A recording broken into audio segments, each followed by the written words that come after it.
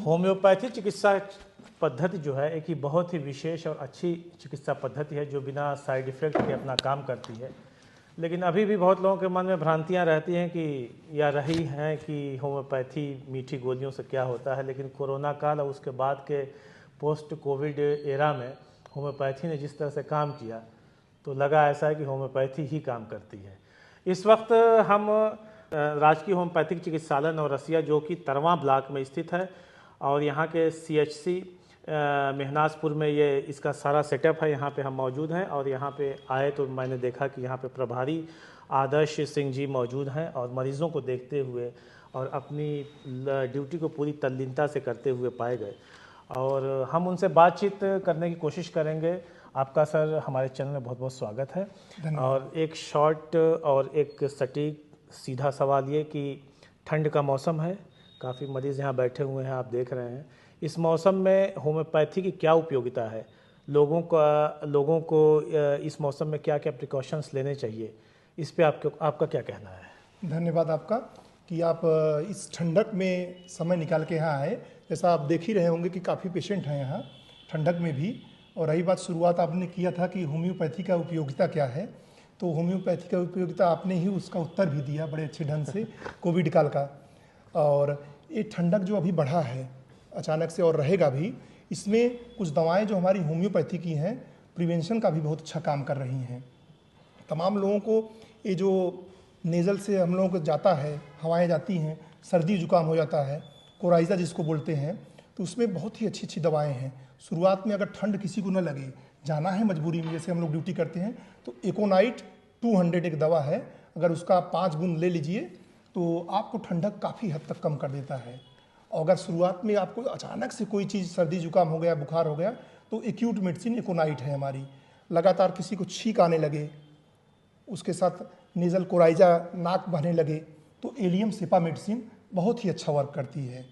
और एक bryonia medicine है, ब्रायोनिया में मरीज को अत्यधिक प्यास लगता है ठंडक में भी, और उसको खांसी आएगा, ड्राई कफ रहेगा, और इतना ज़्यादा मुश्किल रहेगा उसको कि पानी रखा हुआ है, वहाँ रखा है पानी, वो जान रहा है पानी मुझे प्यास लगी है, लेकिन हरकत से उसको दिक्कतें बढ़ जाती हैं, तो किसी से मांग लेता है कि मुझे लाके पानी दे दीजिए। हाँ, तो इस लक्षणगत पे आधारित है। अभी जैसे कि आपने क्वेश्चन राइज किया, तो इस समय HMPV का केस चल रहा है जी। लोगों के मन में बहुत भ्रांतियां हैं, डरे हुए हैं, आशंकित हैं लोग। HMPV क्या है? तो ह्यूमन मेटा निमोनिया वायरस जो है इसका नाम है, और ये भी निमोनिया का ही वेराइटी है एक। हमारे हिंदुस्तान में क्या है, इसका पहले से ही खोज हो चुका है। तो अगर आदमी प्रिकॉशन ले रहा है, अगर चल रहा है, थोड़ा सा मास्क लगाए, लोगों से दूरी बनाए, और सर्दी जुकाम है तुरंत चिकित्सालय में जाके मिले, तो इसमें कोई दिक्कत नहीं। अगर आप बचाव रखते हैं। मुख्य लक्षण सर क्या क्या है जो समझ में आया कि इसका अटैक हो रहा है? सबसे ज़्यादा यही सर्दी जुकाम की तरह इसका आएगा।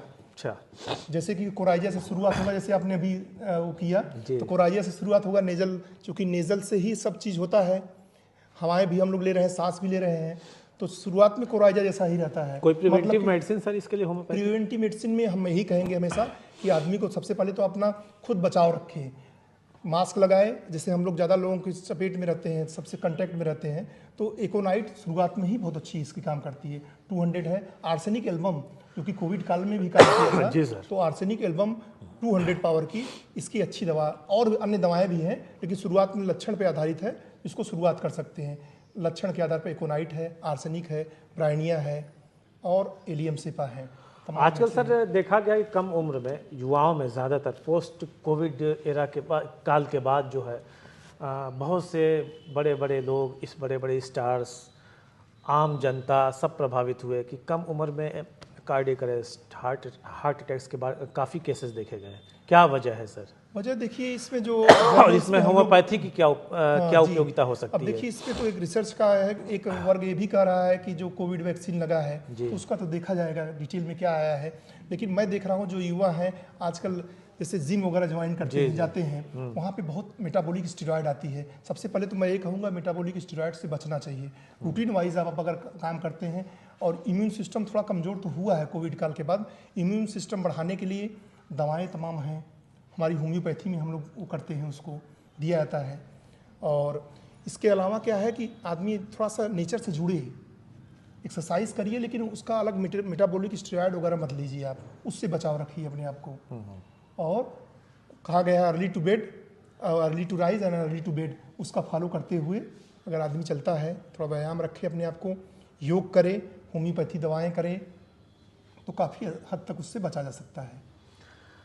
बहुत बहुत धन्यवाद। ये हम तरवा ब्लॉक में नवरसिया राजकीय होम्योपैथिक चिकित्सालय जो कि CHC महनाजपुर में स्थित है, यहाँ पे प्रभारी आदर्श सिंह जी ना, डॉक्टर आदर्श सिंह जी से मुखातिब थे। उन्होंने खुल करके हमसे बात की और इस ठंडक के मौसम में होम्योपैथी की कौन कौन सी दवाएं उपयोगी हैं और क्या क्या वो काम कर सकती हैं लोगों के जीवन को सुधारने के लिए, बीमारियों से बचाने के लिए, उसके बारे में बताया।